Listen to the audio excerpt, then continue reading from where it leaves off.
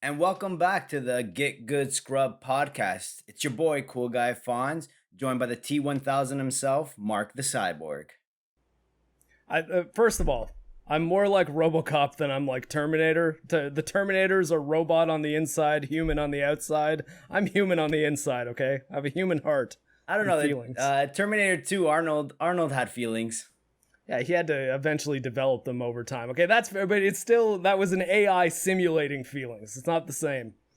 No worries. And as always, we're discussing news and notes from the gaming industry that interest us and most of all, hopefully, interest you as well. Anything on your mind right now, Mark?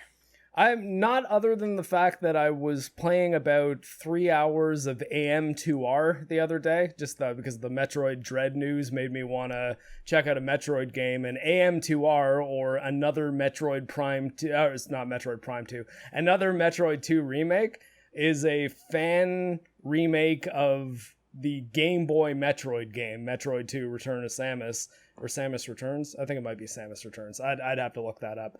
And it's really solid. I was having tons of fun with it. I never actually played the 3DS remake that is totally different. Like they have really nothing in common at all, other than they're both kind of remakes of the same game.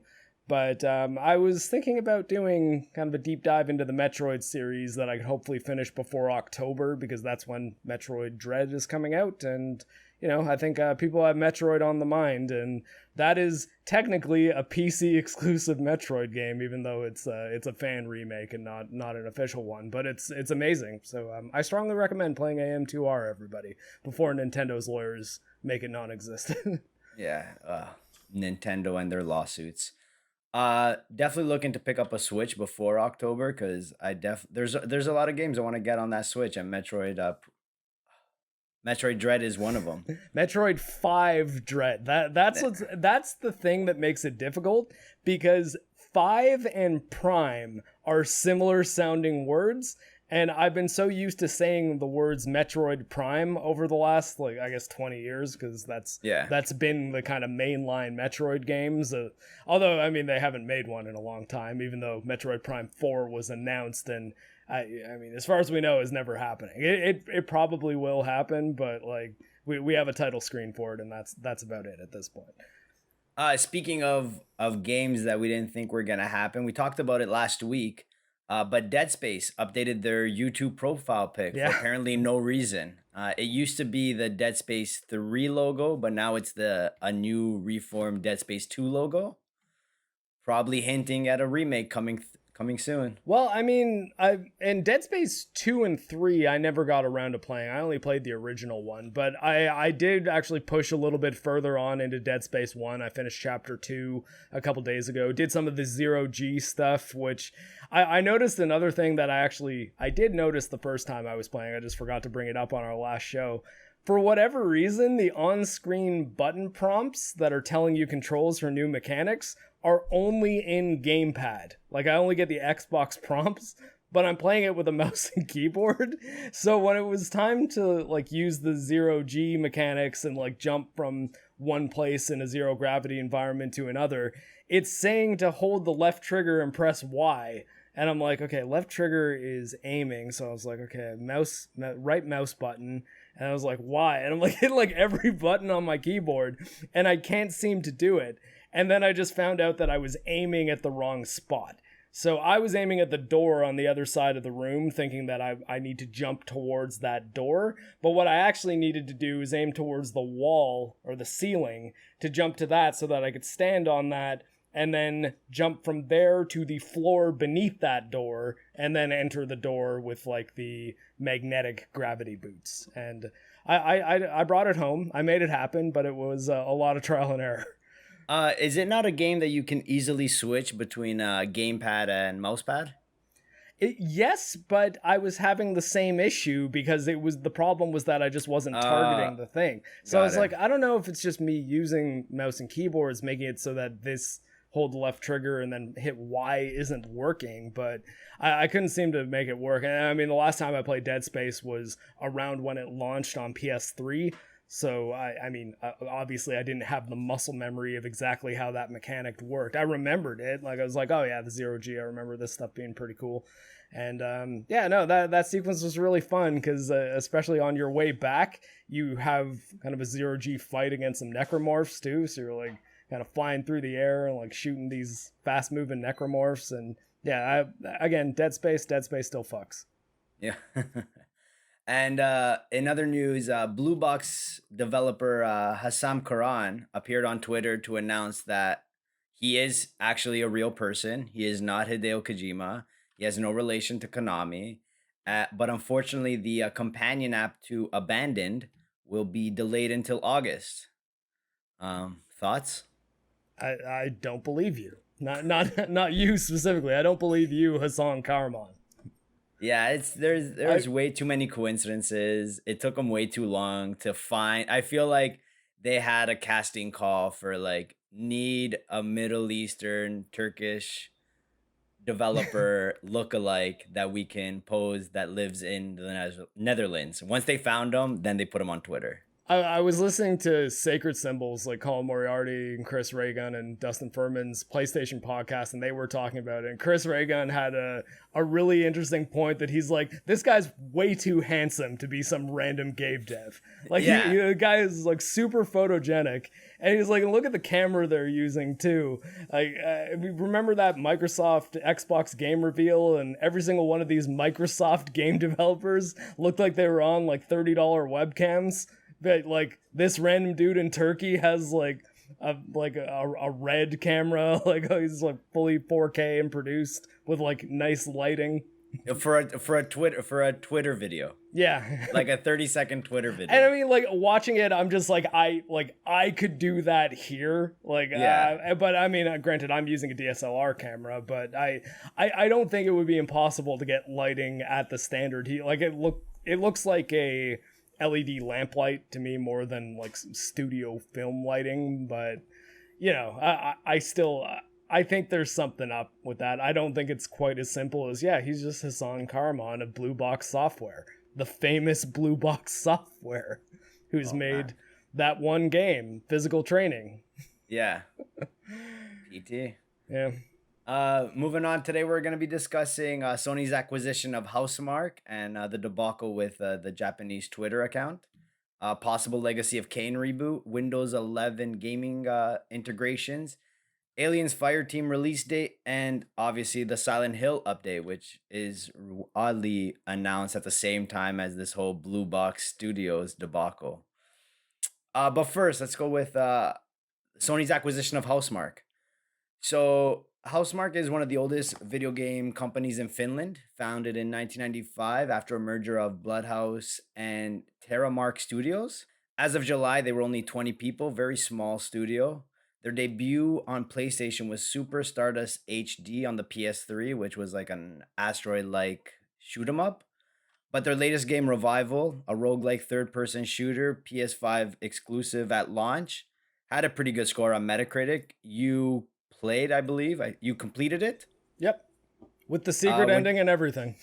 Yeah, of course. What'd you think of it?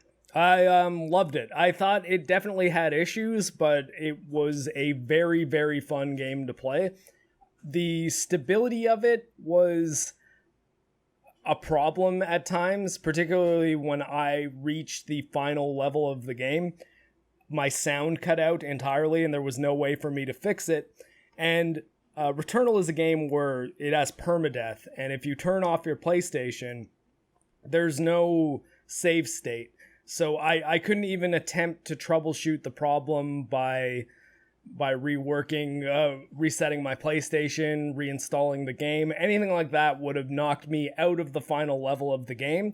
So the first time I beat the game and got the original ending, I was doing it in total silence with nothing but the speaker on the DualSense controller, like the kind of PlayStation controller little speaker.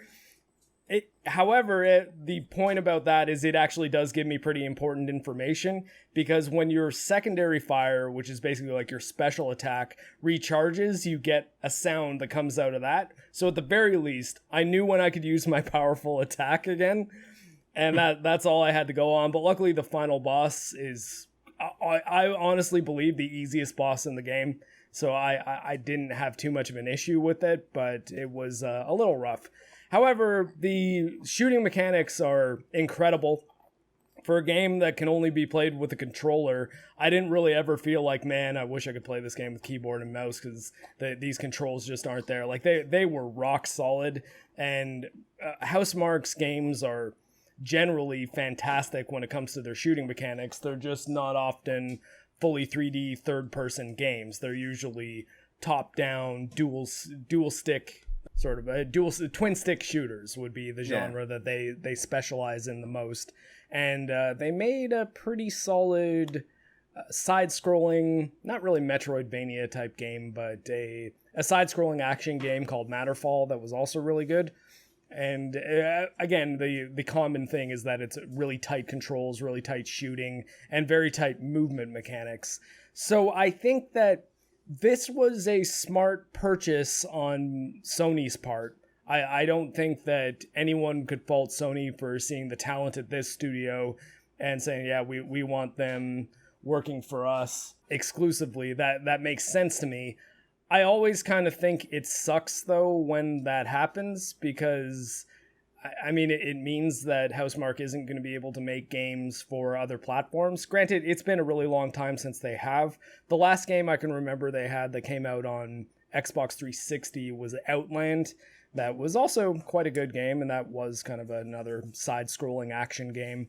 And it means that if they were going to port their games to PC, it'll probably take a long time, because Sony has been making PC ports of their games, but, I mean, Days Gone took 3 years, Horizon Zero Dawn took close to 5? 2017 to 2020. So yeah, I guess that was about 3 years that it took. So there'd be around a 3-year gap for PC ports of their games if history is teaching us anything. Although it hasn't been consistent, so we don't know if any given PlayStation exclusive is ever going to come to PC. And Nex Machina is probably pound for pound the favorite game of theirs, of mine at least, that they've made, which is the game they made with Eugene Jarvis, the creator of Robotron. And Robotron was essentially the first ever twin-stick shooter. So I'm sure for the people who work at Housemarque, that a studio that specializes in twin-stick shooters, it was probably a dream for them to be working with what is effectively the father of that genre. And but at the same time, from a business standpoint, I can't really fault Sony for this move, especially after the Bethesda acquisition at Microsoft. It does make sense that a bit of an arms race would start in a way. It's a little bit of an overthought, but I can see why you forgot. Actually, the last game Housemarque made for Xbox 360 was the Angry Birds trilogy. It must have been amazing. Sorry, I missed that one. Looks like Housemarque needed money. Yeah. But going back, yeah, like it's a small studio based in Europe. It'll be good for Sony, like you said. Like, there is clearly an arms race happening in the console wars right now. But Game Pass, like, we'll talk about it later. Like, it's just destroying right now. And it's funny because anytime somebody talks positive about Game Pass and Xbox, everyone thinks they're just shilling out and like getting money from them. But it's just like, no, it's just a great product that we all want to talk about and we all want to promote. Last week, that actually kind of became a meme. Yeah.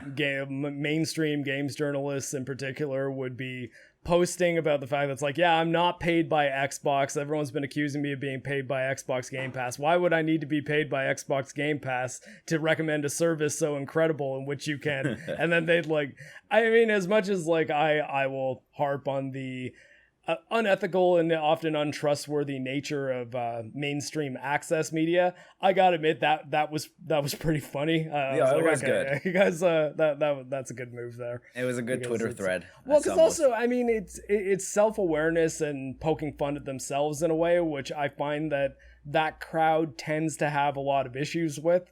Did you remember the Hard Times article that came out? So the Hard Times, which is a kind of Onion style article. It's like the punk rock Onion, which actually Ryan Long, who I don't know if you ever met, but back in Toronto, I used to film his band, and he's a pretty decently popular stand-up comedian now who has a big presence on YouTube. When me and Brad first met, I didn't think we'd get along, but turns out we kind of agree on everything. Your racial identity is the most important thing. Everything should be looked at through the lens of race. Jinx, you owe me a Coke. he used to write for them, and they had an article on their video game vertical, I think it's called The Hard Drive, where the headline was video game journalist super excited to play the game he just finished reviewing.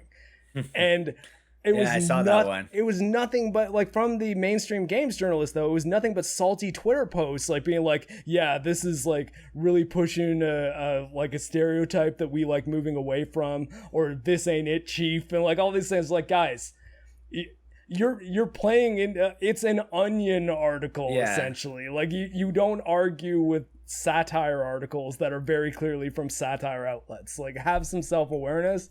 And this Xbox Game Pass meme was a good example of them actually showing some self-awareness. So, I mean, while I guess it was couched in me kind of ragging on mainstream games journalists, bravo, guys. I actually am proud of you for that one. It's cool to see you having a sense of humor about yourselves. Speaking of self-awareness, or maybe it's just a mistake, but on the day that Sony acquired Housemarque, the Sony Japan tweeted out that they acquired Blue Point Studios instead of instead of Housemarque. It could have been a simple mistake. Blue Point is responsible for the remastered ports of God of War, the Metal Gear Solid HD collection, the Nathan Drake collection, and they also did remakes such as Shadow of the Colossus and the PS5 launch Demon's Souls. Now, do you think it was a mistake or just something that is going to happen in the future? I think it's probably something that's going to happen in the future. Blue Point works with Sony most closely. Like, they have made games for, I guess, only Xbox 360. Because I actually can't think of a game that Blue Point has made that's shown up on PC. And the only non-PlayStation franchise that I can even think of that they worked with is Metal Gear Solid, because they made the Metal Gear Solid HD collection, which actually was entirely what I was using to stream the Metal Gear games with Xray Girl, because streaming through the Xbox One actually upscales 360 games, and it runs better than having to run things through a PS3 where there's no upscaling at all, because that's just the native platform. And Blue Point does incredible work. I've been a fan of every time I hear that they're making a remake of a game that I like, or even a remaster, I'm always just like, sweet, it's going to be running at 60 frames a second, it's going to be upscaled beautifully. And when they do full-on remakes like they did for Shadow of the Colossus and Demon's Souls, they become the definitive versions of those games. Like, I honestly can't imagine myself ever voluntarily firing up the PS3 version of Shadow of the Colossus at this point, or the PS3 version of Demon's Souls, because the PS4 and PS5 versions of those games respectively are so definitively better that and they do it in a way that it's very respectful of the original material, because the gameplay is identical. Like, it's essentially exactly the same, with maybe some small things that only experts in the game are really ever going to pick up on. Like, well, this item that you actually found in this dungeon here is in an area that's a little bit easier to find, or a little bit more difficult to find, or things like that. I mean, I didn't finish Demon's Souls on PS3. I played it up until about the third world, and then I don't know. I just for both Demon's Souls and Dark Souls on PS3, I hit a point where I just got kind of frustrated with them and moved on, and then came back to them about 3 years ago, and now like the From Software games are like basically my favorite games in existence that aren't like old school first person shooters. The PS5 Demon's Souls plays exactly like the original PS3 one, but with a very solid frame rate and beautiful visuals. So there's not really any reason why you would need to go back to the PS3 version, other than to be like, yeah, I finished the PS3 version of Demon's Souls. Look, hipster cred is pretty exactly just to get that independent cred that, like, well, you played on PS5, I still play it pixelated on PS3. Yeah. I played it in 720p at 27 frames a second on a good old-fashioned tube TV that I had to go to Goodwill to find, and I fixed it myself, and I'm like, all right, using cool. A DualShock 3, which is one of the most flimsy feeling controllers in modern history. Speaking of Blue Point, actually, so last year there was a rumor floating around that they were going to make a Blood Omen remake, Legacy of Kain. However, after all the so speaking of Blue Point Studios, it was rumored they were going to make a Blood Omen remake last year. However, nothing was officially announced. But now Crystal Dynamics is thinking about remaking the Legacy of Kain Soul Reaver, which, by the way, was an awesome game when it came out. Ending had me a little heartbroken. But Crystal Dynamics was bought by Eidos in 1998, acquired by Square Enix in 2009. Unfortunately, working on Marvel's Avengers right now and their roadmap, which I don't understand why. Like, this is almost like Anthem. Like, it's just not working, guys. Like at some point, just let it rest. I don't know who still plays Marvel's Avengers. I don't know if anybody actually plays Marvel's Avengers or is I'll, happy about it. I'll check in with Lethal Lightning and Young Ripa because they're the only people I knew that even ever played it at all. And Like they, even to be tried fair, it. they stuck with it for a fair amount of time in both cases. Both of them were very honest about the issues of it. It was probably their equivalent to me with Cyberpunk, where it's just like, yeah, I know the game's not perfect, but I like it. I enjoy it. Yeah, So, but like like that was more narrative driven though. Like that's true. Cyberpunk, like you just had to finish the story. Marvel's Avengers is something you have to grind week after week or maybe month after month. That just seems like it's just not worth it. Avengers did have like a campaign story itself too. I just don't know that it was really that remarkable. Like I don't really remember anyone being like, no, like the main campaign in Marvel's Avengers, like that is the definitive video game Avengers story. Like it's the Spider-Man PS4, Batman Arkham Asylum, or Arkham City, whichever one is your favorite in that series. Mine is Arkham Origins, which that's a hot take. I liked Arkham Origins, I'm sorry. But I don't hear anyone regarding the Avengers not Eidos Montreal. They're making Guardians of the Galaxy. The Crystal Dynamics Avengers game as being a landmark Avengers story that needs to be experienced. It's usually just like, yeah, no, it was pretty good. It's kind of worth playing through. Is the best I hear of it. Yeah. But either way, Crystal Dynamics is working what will be rumored to be a remaster, not a remake of Legacy of Kain, Soul Reaver. But hopefully we get some news around that coming out. Obviously you played all three Legacy of Kain, the Soul Reavers. Yeah, I even played Blood Omen and Blood Omen 2. Blood Omen, actually, I believe I bought it when Soul Reaver was announced, because the initial, I think probably just screenshots, because back in those days, like PlayStation 1, you couldn't just hop on the internet and watch videos of games that were coming out. The screenshots were the best you were going to get, and in physical magazines. And Fonz and I, even when we were like back in high school, and probably both of us prior to that, really liked vampire fiction, stuff like Buffy and Interview with a Vampire and things like that. The Anne Rice books I loved reading when I was a kid, even though they were probably a bit too Lost mature. Boys. Oh yeah, Lost Boys would be a fantastic one. But like vampire stories were that thing that was pretty cool, and Legacy of Kain was kind of being billed, or Soul Reaver in particular was being billed as this big vampire epic. Like it's going to be the Legend of Zelda Ocarina of Time, but hardcore and about vampires, and it's on PlayStation, which I was a PlayStation person back in those days, so that was more interesting to me than say Majora's Mask coming out or something. Yeah. And it was I was an edgy preteen at the time, so that seemed really cool, and I picked up Blood Omen. And Blood Omen was really good. It had terrible load times. That's the one thing I remember. That pretty much every time you'd move between a screen, it was a top-down, like almost like a 2D Zelda game with pixel art. And you would move between a screen, and then it would kick you to a loading screen that would take a while to actually finish. But I remember it had this cool mechanic where you would kill people and then be able to suck their blood, but from like across the map, like use telekinesis to draw their blood out of them, and that was how you heal in the game. And had a cool story.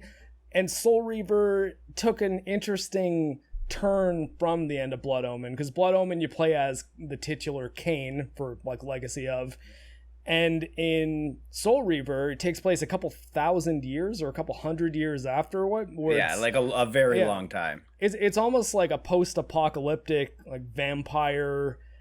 Kain is now basically the king of the world, essentially. And Raziel, who's the main character of Soul Reaver, is one of his lieutenants that Kain has a disagreement of some kind with. I forget exactly what Raziel does, but these vampires too have mutations, and Raziel had these really nice, beautiful wings. He has wings. That's what he got upset Was that at. the thing? Yeah, it was. So yeah, and basically what happens is Kain rips off Raziel's wings and kicks him into a pit. It's like an abyss, right? Yeah. But, and then he turns into this, not exactly a vampire. I mean, he started out as a vampire, but Raziel essentially turns into this like wraith creature that instead of sucking people's blood, sucks their souls. And it was just this real cool like revenge story where you have to explore what is effectively the closest kind of thing we had to an open world at the time. And it was really neat, and it ended on a big cliffhanger that eventually got resolved in Soul Reaver 2. Soul Reaver 2 did make the story a little bit weirder though, because it introduces time travel, and the second you throw time travel into the mix of anything, things get weird. And I actually didn't end up finishing Legacy of Kain Defiance, which was supposed to be, I think, the end of the trilogy. So I actually don't even really know how Legacy of Kain ends, but I did really enjoy those games when I originally played them. So I think that having a remaster, which might be a little underkill for Soul Reaver, because Soul Reaver, it's a pretty dated game at this point. Maybe if they gave you a right stick camera control, that would help things a lot, but that was a PlayStation 1 game where you were just using the D-pad to control things necessarily. There was twin sticks on the DualShock controllers for PlayStation, but very few games required a DualShock. So and often they didn't know what to do with the right stick. Like controlling a camera wasn't really something you would come across very frequently. But it would have been interesting to see what Bluepoint would have done with Blood Omen, because Blood Omen was like I said, like a top-down 2D Zelda type game. So I was like, man, that's unlike anything that Bluepoint's done. So I wonder if they would just redo the pixel art and just make it look a lot better, or would they have totally overhauled it and make it a 3D remake? I don't know. I would wish they would do a remake of Blood Omen, as well as they should do it before releasing Legacy of Kain Soul Reaver, because it was a really good laid out story and a really cool world to be introduced to. And to be introduced midway through now, you kind of lose that feeling. Like, it was one of the original stories for us where you either die a hero or you live long enough to see yourself become the villain. Like, to control Kain for the first it was 2 games, right? No, Blood Omen 2 was made after Soul Reaver 2, actually. Like, it was kind of a prequel, like a sequel to Blood Omen 1, but a prequel to Soul Reaver. Like, it took place kind of in the in-between period of when Kain was essentially establishing his empire. And I remember that one being more like a Splinter Cell type game. Like, it was kind of like a stealth action game. Yeah, it was a third-person game, for sure. Yeah. But they created this character where you're hell-bent on revenge in Blood Omen, and, like, obviously you get your revenge. And then you see what happens with 1,000 years of power. It just gets to your head, and you basically create a new revenge story for one of your lieutenants. And to see that all play out in like current gen graphics would be awesome. Yeah. But to just throw yourself into Soul Reaver, which I would love to play, because I remember the puzzles in that game just being like top tier for the time. Like, they were fun, they were interesting, and they didn't get repetitive. Like, it was really cool to see that, like, halfway through to start. I don't know. I would rather they just started with Blood Omen as a remake, but we'll see.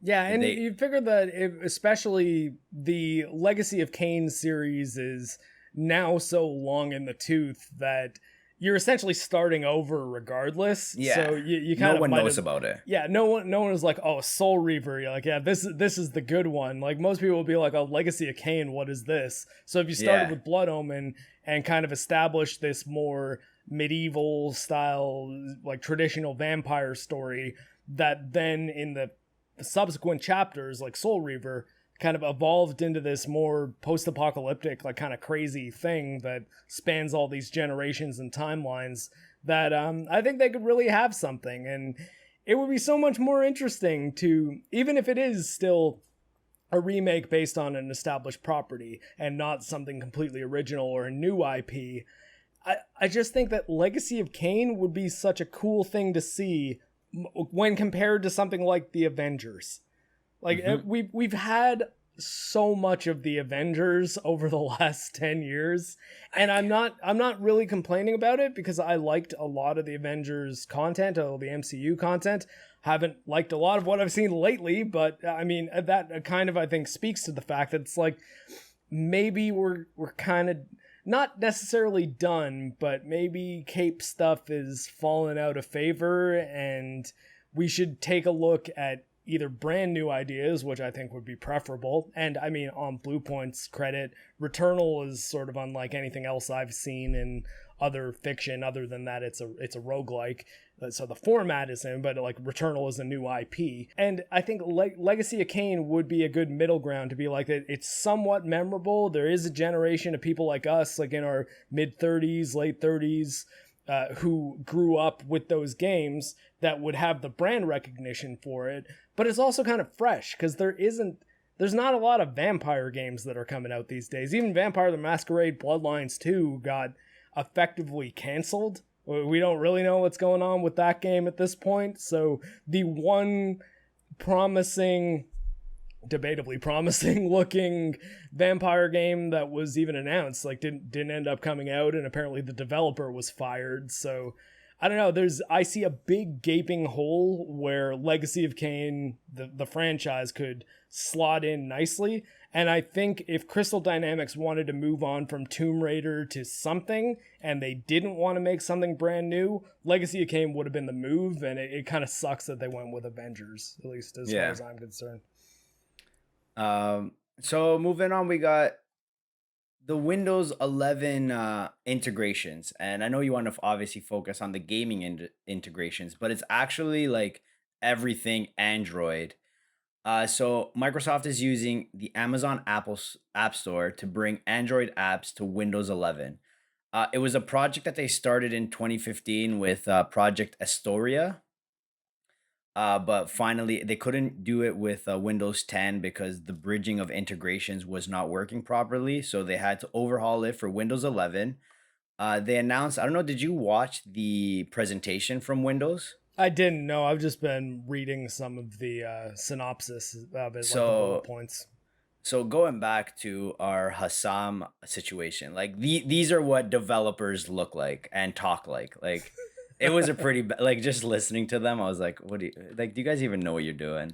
I was like, they're clearly not presenters. But anyways, during the Game Pass portion of it, they announced that Windows 11 has auto HDR, and they used Skyrim to show like how fast they can upscale all their games with auto HDR, and it looked pretty cool. And with direct storage, they'll load games faster with Windows 11. But basically, you're able to play all your mobile phones, which, don't you guys have phones? Memes started with Blizzard's Diablo Immortals. You can play them right on your desktop in like a little window that'll just look like your phone, right? Well, I mean, I think that the interesting thing about that is going to be how the control interfaces are handled. But I think that we're entering kind of an interesting era of mobile gaming in that most games that I've had any interest at all in playing on iOS, because I'm a dirty iPhone user, mostly because I get it that Androids are basically the PC gaming of phones. I don't really use my phone for anything other than like Twitter and Facebook, and that's pretty much it. And email, I guess. Like I use the basic phone functions. I'm not really playing a lot of games on my phone. But when I do decide to fire up a game just to fiddle around with one, they almost always have controller support now. So I'm kind of thinking like, well, I mean, are we getting to the point that those on-screen, touchscreen style prompts are not always going to be required for phone games or are rarely going to be required. Is there going to be some kind of interfaces where you can connect a phone to your desktop and use that as a controller if you need to? And I think that the most interesting thing about Windows integrating the Android App Store, or at least the Amazon equivalent to the Android App Store, which you might know more about than me because I'm not 100% sure how the app stores work on Android. I've never heard of Amazon App Store until today. Like, I just use the Android App Store or the Google Play Store. Yeah, and I thought the Google Play Store was essentially the iOS App Store equivalent on Android, but again, not being an Android user, I don't really know that much about it. But I thought that this was really interesting in the context of both Diablo Immortal, because the don't you guys have phones meme and like out of season April Fool's joke from that Chad hero of a man there that there effectively is a PC version of Diablo Immortal coming out, because Windows 11 will be able to run Android apps. So if your thing was, well, I mean, if there's a new Diablo game coming out, I don't want to play games on my phone. I'd like to be able to play them on my PC. Theoretically, if you have access to an Android version of that game, assuming it's available on this Amazon App Store, which again, not knowing much about Android, I can't really speak to, then you could play Diablo Immortal on there. Most interesting for me, though, being kind of a weeb, and actually I can even change our background here for it, is Nier. A Nier game, Nier Reintegration, I believe is the name of it, was just got a trailer, which is the mobile Nier game in the same franchise as the Drakengard games on PS2, as well as Nier Replicant, which just came out, and that's what the image in the background there is, and Nier Automata, which I think is probably one of the best video game narratives ever, as far as its use of the video game storytelling medium is probably one of the most masterful uses of it in a way that can't be told in any other medium, because of the final end credits scene, which sounds silly, but if you got to Nier Automata ending Route E, you know what I'm talking about. But a lot of people at the Square Enix conference, even me, like when they saw the Nier Reintegration thing come out, we're just like, it's a new Nier game, cool, but it's mobile, so it's probably going to be this like cheap cash-in. It's probably going to be pretty crappy. We're likely not going to really care about it at all.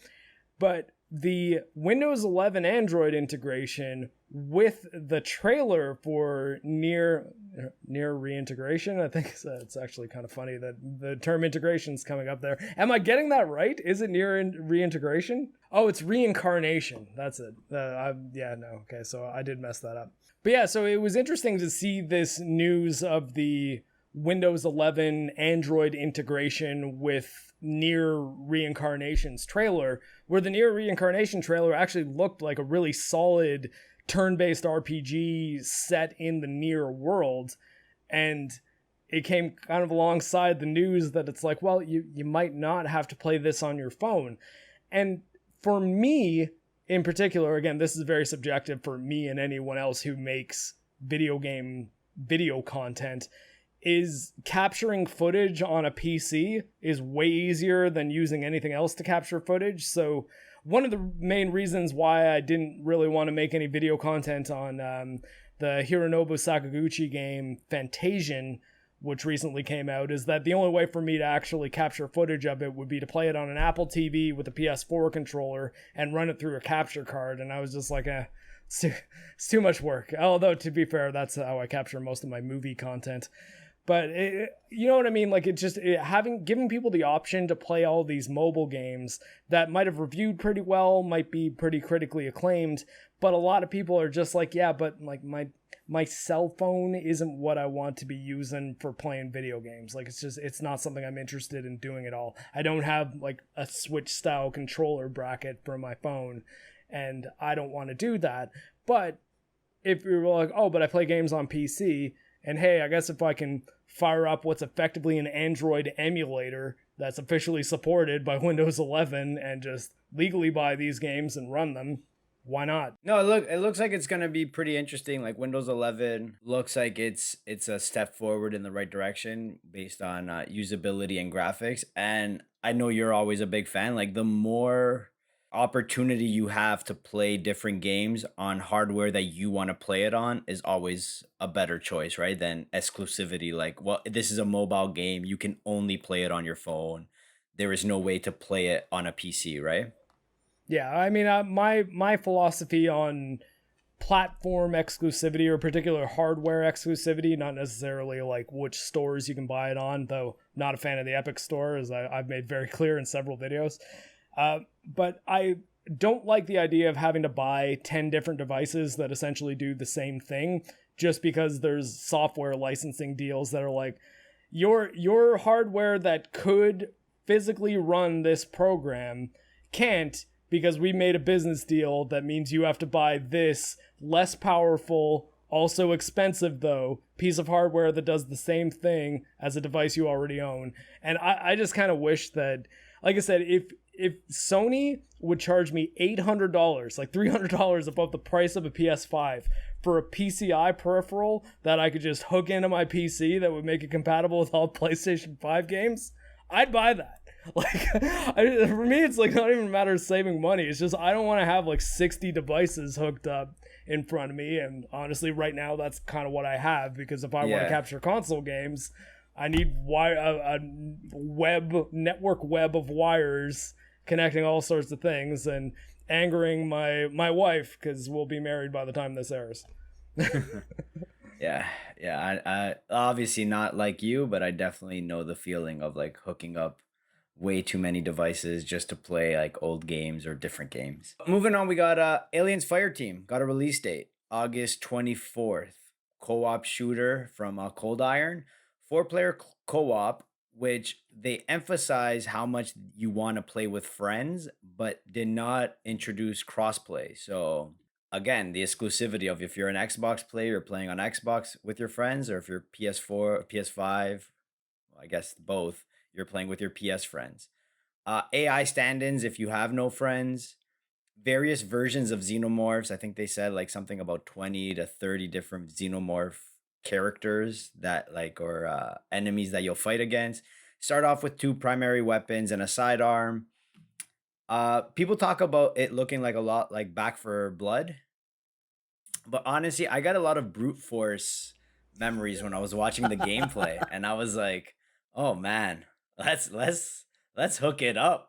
It's a deep cut right there. I think if anything, I was seeing like Gears of War. I guess. Well, I mean, brute force was, I suppose, in some ways like the progenitor for Gears of War, which Gears of War just nailed that concept of like hey, let's have this co-op third-person action game that is kind of exists alongside Halo in some ways, and Gears of War just did it a lot better.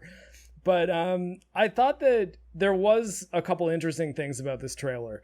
It seems like there's a cover mechanic, which when fighting xenomorphs, I don't know why you would want to stick to cover unless some of them have like, I don't know, spit acid or something like They the do, Dilophosaurus.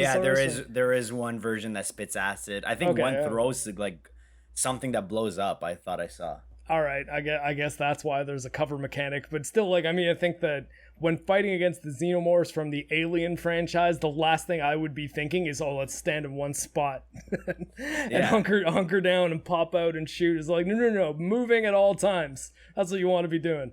That's why Hicks has the shotgun. I'd like to keep this handy for close encounters. I heard that. Clearly looks like it's more based on Aliens 2 as well, where like army waves of xenomorphs are coming at you. Mm-hmm.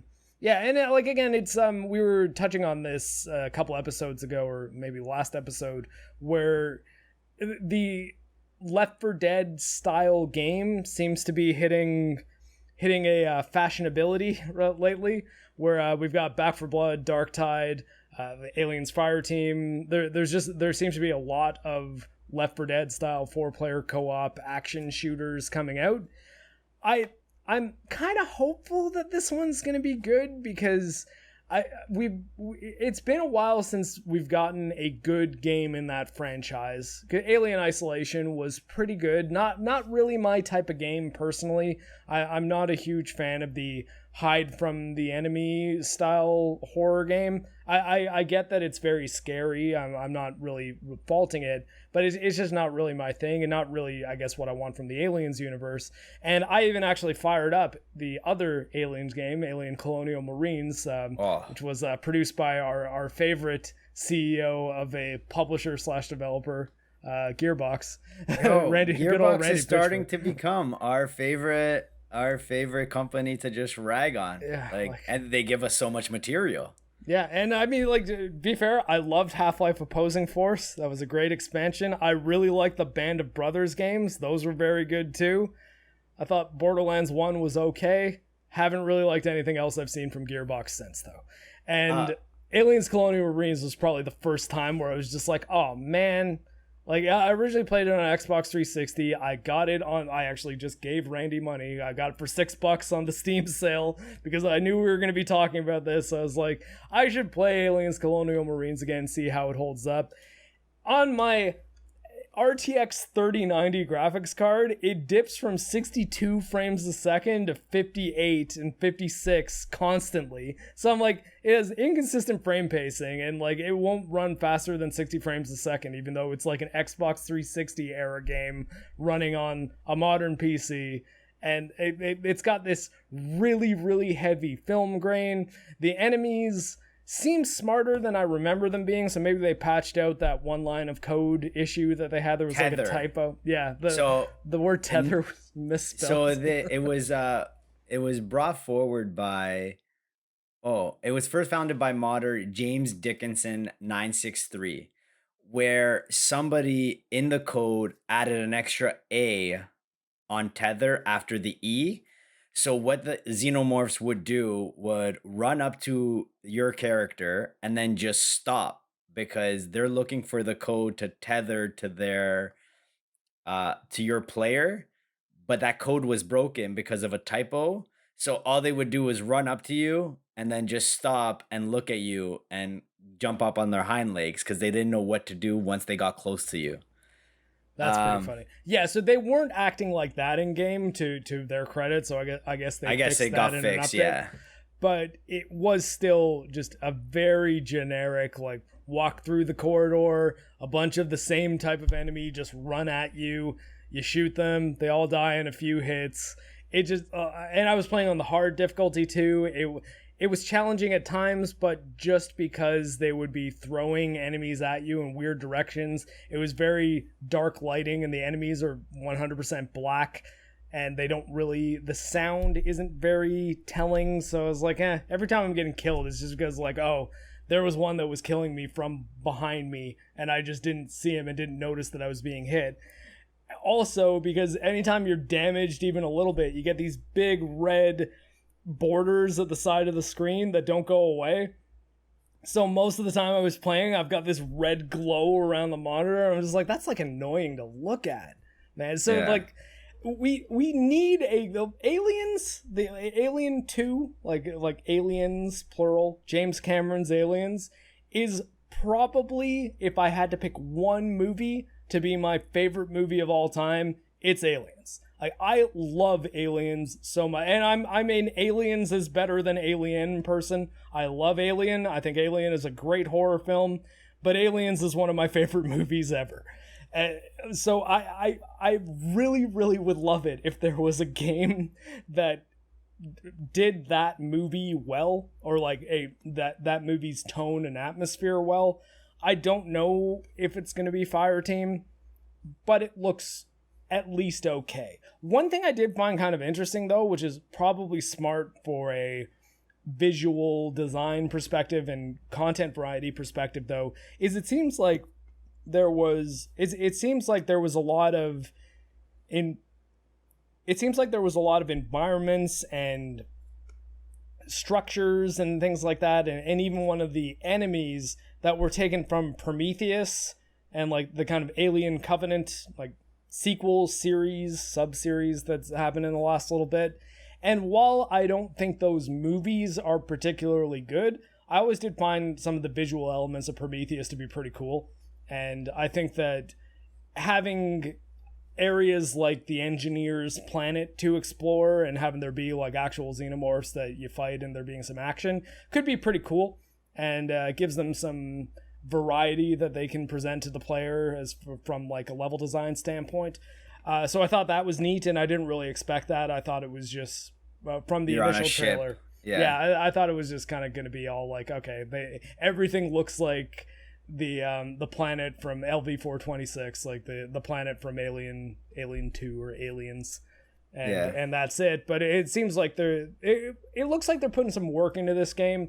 It comes out towards the end of August, which is a few months before Back 4 Blood comes out. I don't think Darktide has a release date yet, so this is probably going to be the first of the 4-player horde-based co-op shooters coming out. And I mean, I don't know, like maybe we'll give it a shot and report on whether or not it's good. But I honestly think that I added this to our list of topics just because I really love the movie Aliens, not the franchise. I got to be careful about saying that because I like Alien and Aliens, and I like Alien 3 a little tiny bit, not a lot. I hate the premise of Alien 3 because Alien 3, the base premise of it ruins my favorite movie.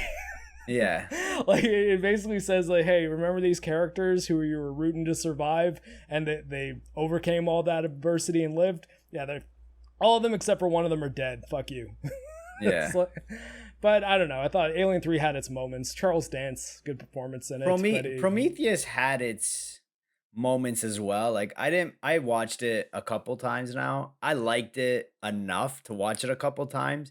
Definitely did not like whatever Prometheus 2 was. Watch me. I'll do the fingering. Go on.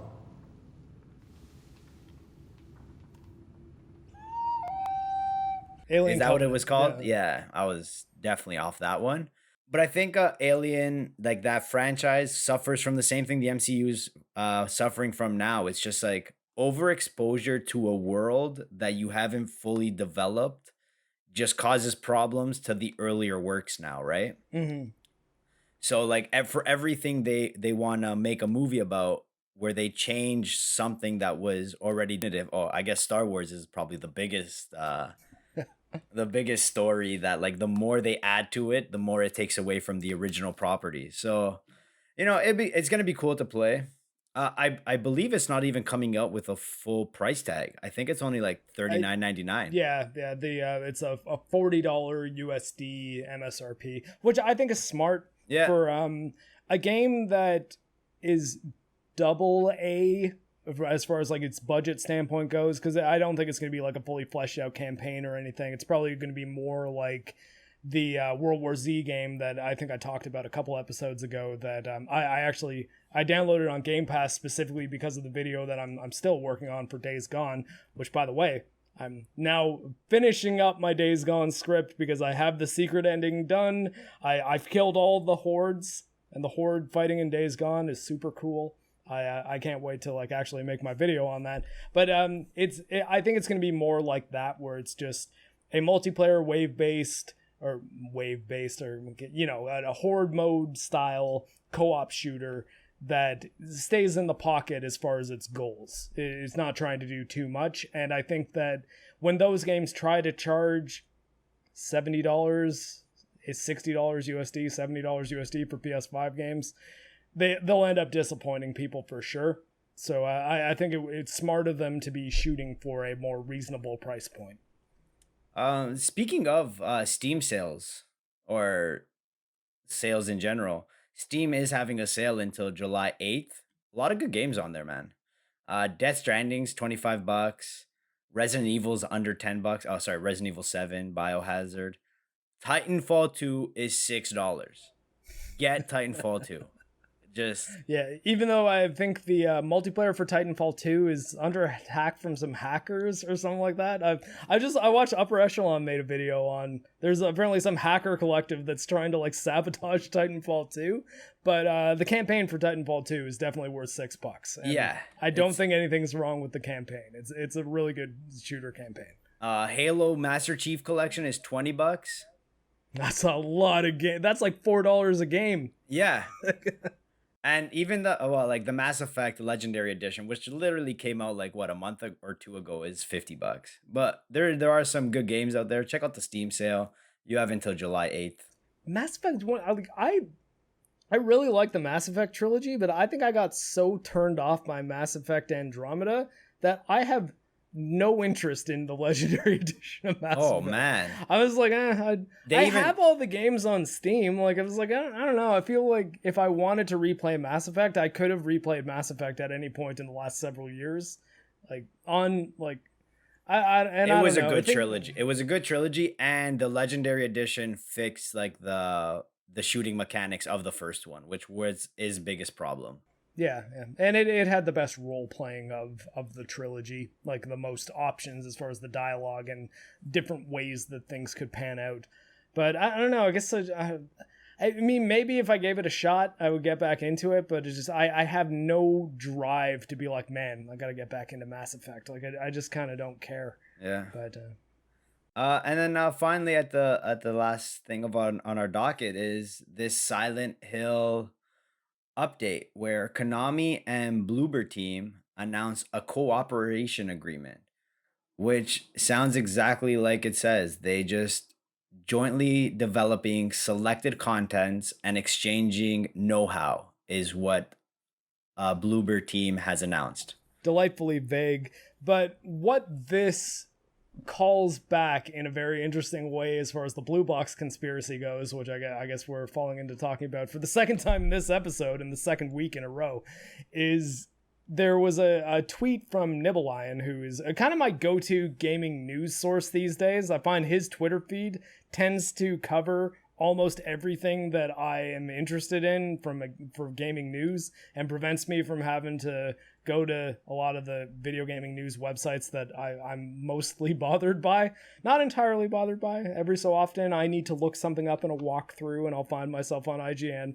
But where he tweeted that Bloober Team was working on a Silent Hill game, but also that there's another Silent Hill project being developed by a prominent Japanese developer. Yeah. That is the only news. Like, it doesn't specifically say Hideo Kojima, but this tweet was, I believe, from last year, that said that Bloober Team was working on a Silent Hill game and that there's another Silent Hill game being made by a prominent Japanese developer. And now we know that the Bloober Team one is almost certainly true. I don't think they came right out and said, yeah, we're making a new Silent Hill game, but they're like, yeah, no, we're working closely with Konami. And Bloober Team's previous games were Layers of Fear, which is like a horror game, and Medium, which when it was first announced and shown at the Xbox third-party software conference thing, I'm pretty sure it was that one. It was one of the Xbox Series events. I thought that it was a Silent Hill game, like when they were first showing it. Like I was like, oh, this looks a lot like Silent Hill. It's this girl in fixed camera angles moving through what seems like a real world and like a demon world. And I've not heard great things about Medium. I actually planned on playing it before we recorded this episode, but I didn't get around to it because it's on Xbox Game Pass, so it doesn't really cost me anything to download it on my PC and give it a shot. You're probably seeing footage of it right now because I'm willing to bet I will have played it before actually editing this podcast. But I haven't played it now. I just heard that it wasn't very good. I heard it's kind of a walk forward and press the X button style game with a couple semi-interesting puzzles, but that it's not very scary and not very entertaining. Not my opinion, but that's what I've heard from sources I trust. And it would be interesting to see what they would do with the Silent Hill game, because they clearly get the visual design elements of the Silent Hill style pretty well. Who knows if they can actually hammer home a good survival horror game, though. But I guess we'll have to see how that pans out.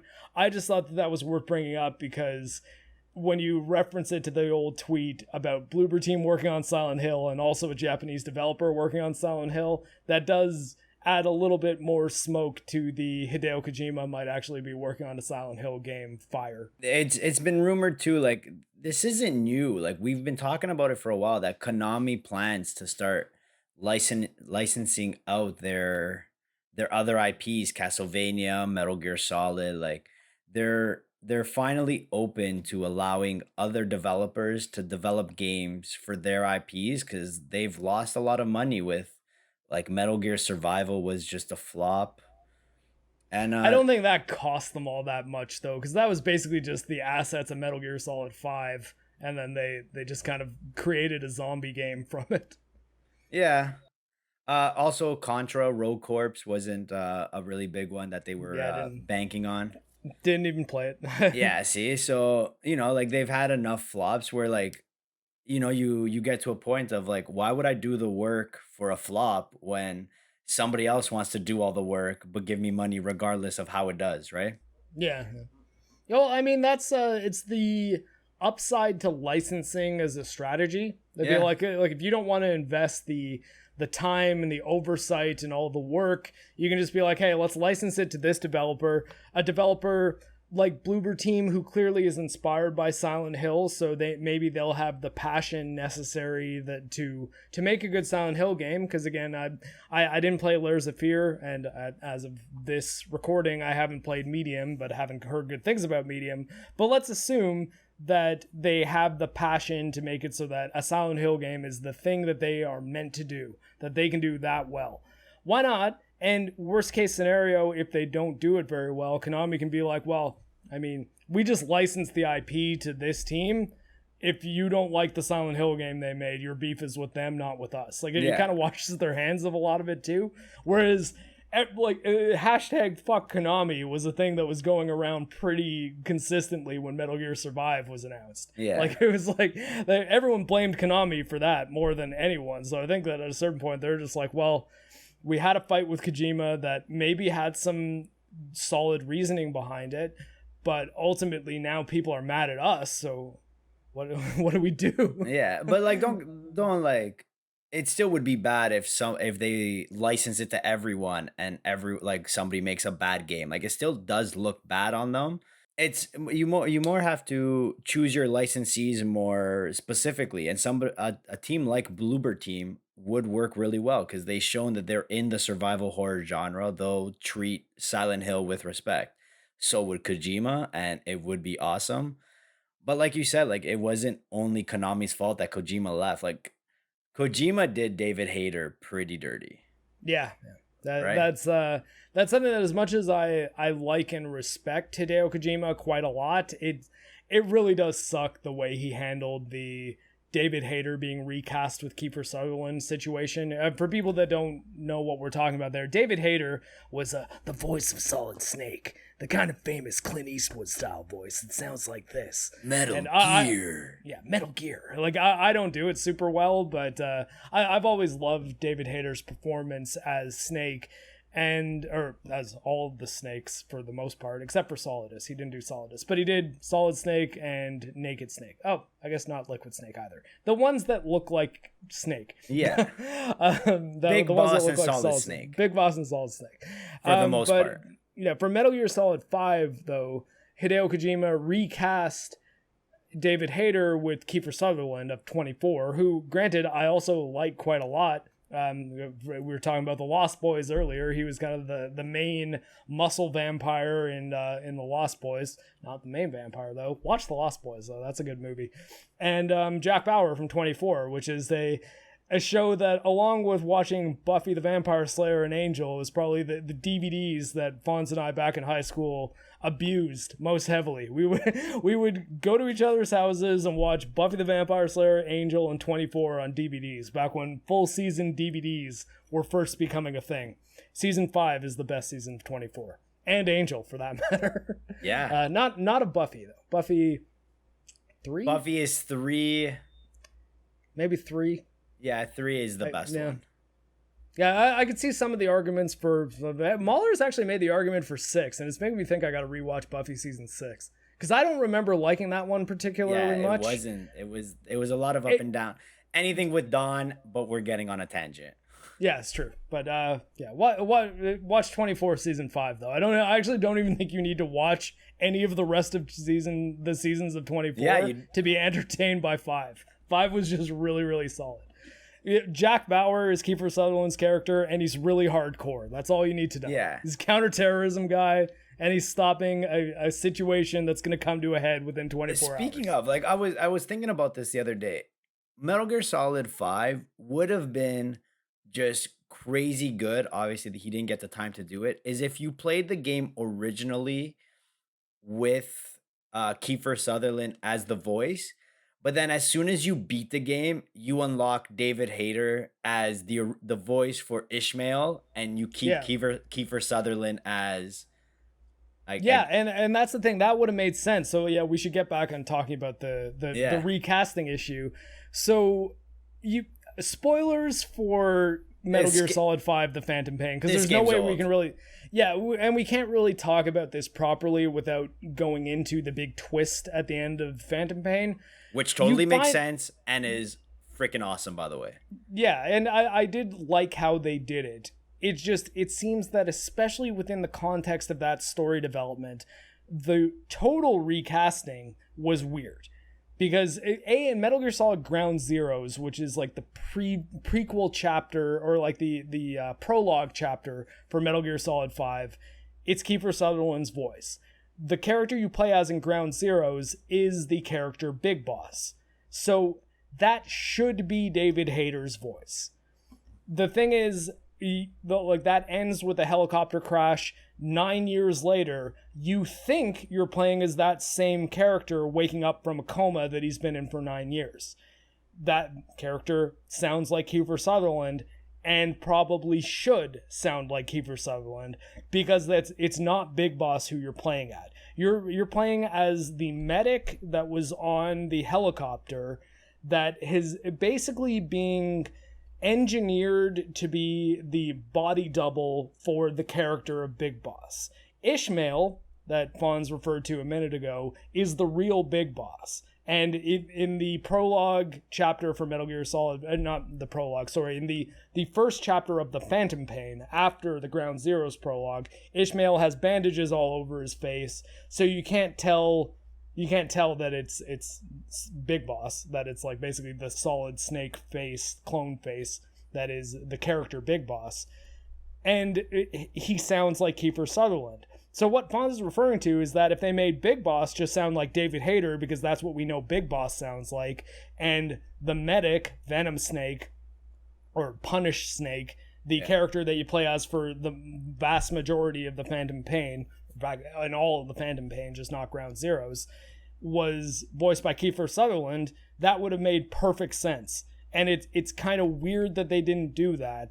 And Fonz actually had the great idea, whereas if the voice acting changes if you finish the game and then replay those missions, that could be done in a way that it's like, okay, we were tricking the player, but now you see the truth, because the psychological programming, the hypnosis that's making you think that guy sounds like you and that you sound like Big Boss has worn off. So now you know what you really sound like, and you know that he sounded like David Hayter the entire time. But again, there's 2 episodes in a row we're going into deep Hideo Kojima conspiracy stuff. Oh yeah. But either way, David Hayter, we love you. Oh man, he has a writing credit on The Watchmen, so I love him for that. And X-Men 2, X-Men United. The good X-Men 2. Yeah. But I think that brings us to an end for today's episode. Looking forward to next week's episode. And remember, we're not here to be good. We're here to get good, scrubs.